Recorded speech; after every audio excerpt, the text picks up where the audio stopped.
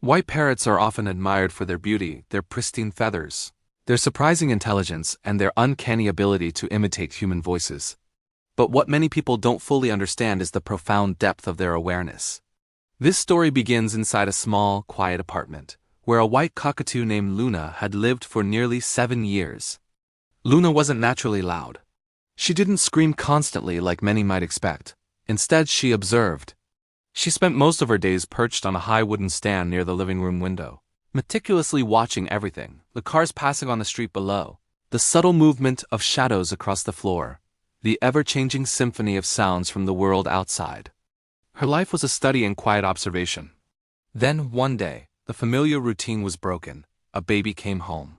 His name was Noah. From the very moment Noah was carried through the door, swaddled in blankets, Luna sensed a shift in the atmosphere. New sounds filled the air: soft, gentle coos and sometimes sharp, sudden cries. New smells wafted from the nursery: baby powder and warm milk. The apartment adopted new rhythms: late nights, hushed voices, and the soft patter of footsteps in the dark. In response, Luna became quieter than ever before. She would lean forward on her perch whenever Noah was in the room, her head tilted just so, her intelligent eyes wide with curiosity, following his every tiny movement. The family noticed her fascination, but they didn't think much of it. It was just a bird, after all, watching a new member of the flock.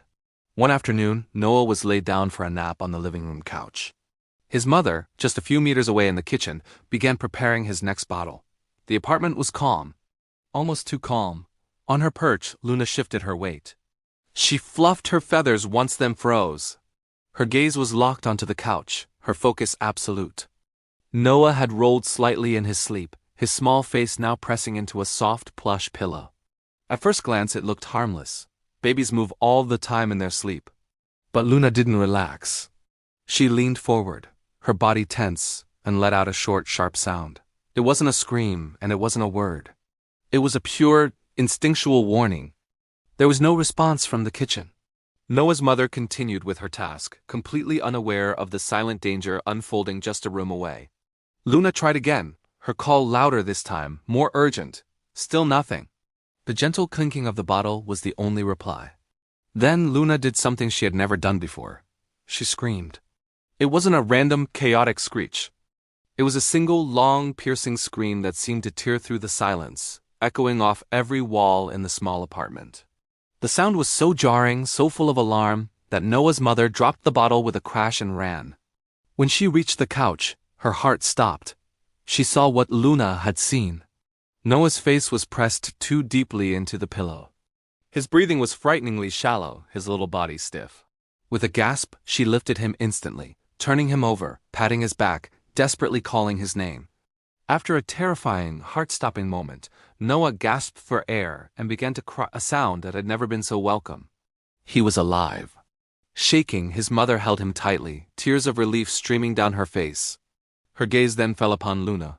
The parrot was no longer screaming. She stood completely still on her perch, her feathers smooth and flat against her body, her eyes calm, watching. It was as if her job was done. Her mission was complete. That night, everything changed. The family looked at Luna with new eyes. From that day on, she positioned herself differently. She made sure she always had a clear view of Noah whenever he slept. She became attuned to the silence, reacting instantly to any pause in his breathing or unusual stillness. She only screamed when something was genuinely wrong, and every single time, her instincts were right. Months passed. Noah grew stronger, healthier. Luna followed his progress with that same quiet intensity, sometimes mimicking his soft baby sounds, but never loudly, never aggressively. She was a gentle companion. The family began to understand something profound about their feathered friend. Luna wasn't just a pet, a beautiful creature to be admired. She was a sentinel, a watcher, a guardian angel with feathers instead of wings, or perhaps with wings that served a higher purpose. She had appointed herself as Noah's protector. Years later, when Noah was a toddler, old enough to walk and run, he would often stop beneath Luna's perch. He'd look up at her and laugh as she gently tapped her beak against the wood in greeting. He would never remember the day his life was saved by the bird watching over him, but his family would. And Luna would, because some animals don't protect with teeth or claws or brute strength.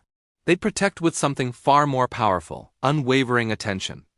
And sometimes, a single scream, at just the right moment, is all that stands between a heartbreaking tragedy and a life that gets to continue. It's a powerful reminder that heroes come in all shapes, sizes, and species. Thank you for watching. If you were touched by this story, please like, share, and subscribe for more incredible tales of animal connection.